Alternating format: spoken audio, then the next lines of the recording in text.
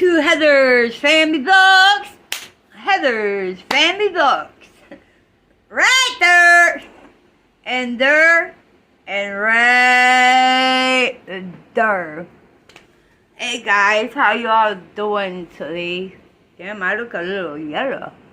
What the fuck? Anyway, happy Thursday, everybody. It is 11:45 a.m. and I want to get this video up and out there. This is just something that I did talk about on Heather and Manny's show on my original channel. So this is gonna be like a story time video. This will most likely be part 1 because most likely there's gonna be a part 2. So I'll wait a few minutes while you guys go get, you know, your breakfast, brunch, your snack, you know, dinner, because since we have fams from everywhere, you guys say evening, night, fall, you know. So I'll wait. Okay, I see that you guys are all back. You got your snacks, you got your coffee, your tea, your cocoa, your Pepsi, your cola. Okay, let's go. So this video is I'm gonna talk about when I was homeless as a teenager. Like, things I did being homeless and the drugs that I did. You know, growing up, I had a rough childhood. You know, I really don't want to get into it, but I'm gonna have to. You know, I was raised by pretty much my whole family besides my mother. She really didn't want me even when I was little. Even, you know, meaning like as a baby. Up until like now.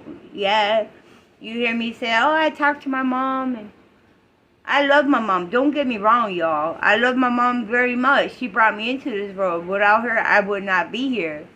But she has done a lot of wrong to me. And by me trying to get her love and affection, you know, all I did was get pushed away. But like my grandparents, my grandma and grandpa, my aunts, even one of my uncles, I always had a room at everybody's house. You know, my mom always pushed me to my grandparents, pushed me to my auntie Cheryl, may she rest in peace. Her birthday was on the 13th, you know, and so I ended up going to Job Corps. She made me quit high school to go to Job Corps to live there. So I lived at Westover Air Force Job Corps in Chicopee, Massachusetts. And I completed it. Got my culinary arts degree. I got my certificate. I got, you get like a high school diploma, but it's from like Job Corps, you know? So I completed that. And now it was time to go home. She didn't want me, really. And I didn't want to keep living with my grandparents or my aunts and uncles because it wasn't their problem. So I ended up looking into the streets. So I started hanging out, acting a fool, becoming a gang member at a very young age. It's not a cool thing to do. If I could turn, what is this? If I could turn back, you know, the clock, I would, but I can't. But if I did not do the things that I did, I wouldn't know. I wouldn't be who I am today. But being in the streets, being homeless, I've slept in cardboard boxes. Like, seriously, I did. I slept in parks when I was a teenager. I slept in shelters, lying about my age, so I'll be able to go into a shelter to be able to at least get a hot shower, some food, and a bed to sleep in.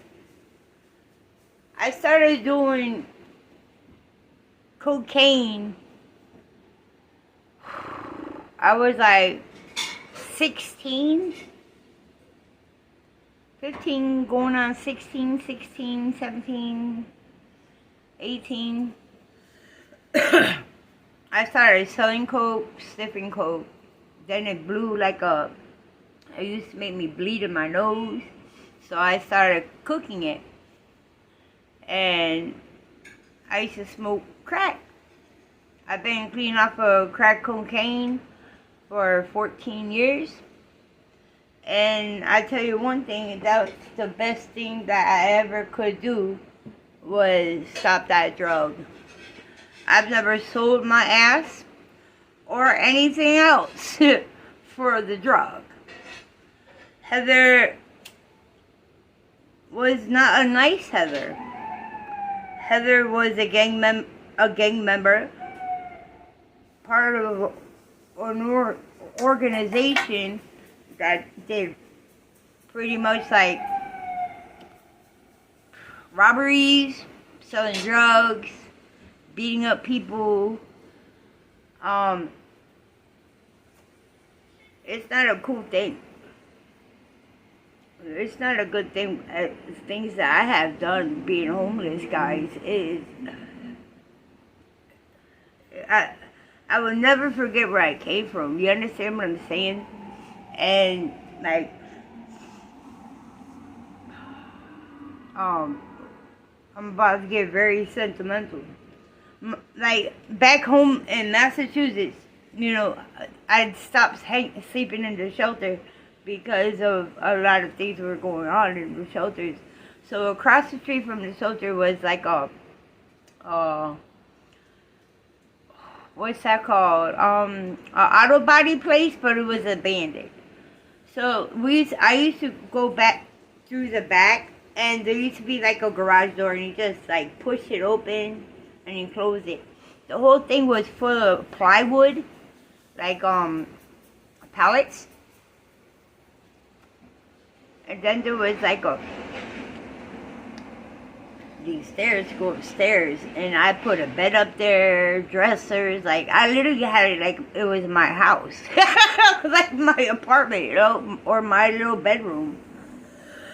I was 16 years old. Slinging drugs. At the age of 14 years old, I was selling drugs. My mom didn't care where I was. I would call her and ask her, be like, Mom, can I come home? Can I take a shower? Can I get something to eat? No. Mom, can I have a couple dollars from my pocket? No, you're on drugs. You're a crackhead. Alright, back. My aunt one time, I had called her because I needed some money for food. And she was like, where are you? Where are you? I've been looking for you. I said, I'm, in Springfield. She lives like maybe 40 minutes away, maybe less, in another town of Mass. And, oh, I'm coming to get you. And I'm like, no, I don't want you to. My aunt just finished fighting cancer. And I had her kids when she was when she was doing radiation and chemotherapy. At that time, in the 90s, she had to stay in the hospital to do all that. So she was there like a year. And I pretty much raised my cousins, And she ended up coming to get me. And she was like, okay, let's go get your stuff. Oh, it went out. So I said, I didn't want my aunt to see me living that way. And mind you, I was dirty. I was on drugs. My aunt really didn't know that I was getting high on crack cocaine. But when she brought me to the abandoned place and I went in, lifted up the gate and got my stuff, came out, my aunt like broke down. She was like, "You're living here? What are you doing in there?" And I told her, "Look, I've been homeless. You know, I'm not sure if you knew this or not. I thought you were at your mom's." I said, "No, pretty much after Job Corps, everything went to hell." You know, and she's like, "You don't belong here. You're going to be a chef one day. You're going to become something." And then when she took me, you know, home to her house, I broke down and I told her, "Auntie, I'm on drugs." She's like, "What do you mean you're on drugs? Are you smoking pot?" That, you know, everybody, you know, smoked pot back in those days, marijuana. I'm like, "Well, I do smoke that." You know, she's like, "Okay, but that's not a drug." I'm like, "No." I said, "Auntie, no." I called her Auntie, Mama, Mom. You know, it's whatever came to from my mouth first. And I told her, "No, Mom. I'm smoking crack." When I told her that, it was like the saddest thing ever. By her seeing me telling her that I was smoking crack cocaine and I was homeless, living in the streets, she broke down. She couldn't like really believe it, you know. And she grabbed me. She was like, "I love you. You know, you're not supposed to be doing this stuff. This is not supposed to happen." She's like, I really hate your mom for this. Like, everything is because of my mom. The way everything went in my whole entire life was because of my mother. And that's the whole thing, because I don't know my real father. So, like, my real father was married to another woman when my mom conceived me. And my mom thought because she got pregnant with me that my father would stay with her. My mom had nothing coming because he didn't want no part of her. You know, and that's the saddest thing, because, like, I only seen my real father one time. He passed away, though. But I never got to know who he was or anything like that. Thank you. But my whole life just went downhill. And then after I left my aunt's house, because I wanted to get high, I came here to New York. And out here, it was like a whole different story. Out here, they have shelters for 21 under. It's called the Covenant House. And they help you with school. They help you get on your feet. They help you get your first apartment. They help you get through everything. I didn't want none of that. The only thing I wanted was the food and the cop. That was it. I was too busy being a gang member. I was too busy selling drugs. And I was selling drugs. Like, millions of dollars worth of drugs. Living in the streets. Sleeping under the boardwalk in Coney Island. Getting high everywhere. Sleeping anywhere. Sleeping in the platforms for the subway trains. You go into the tunnels. I used to go into the tunnels. And mind you, all of this is being done while I am still a teenager. Like, I stopped doing drugs in 2007. Like, I was so bad into the game, it was crazy. And I was homeless. You know, but this is part 1. Tomorrow, there is going to be a part 2 where I talk about everything else. I love you all. I hope you guys do enjoy this story time.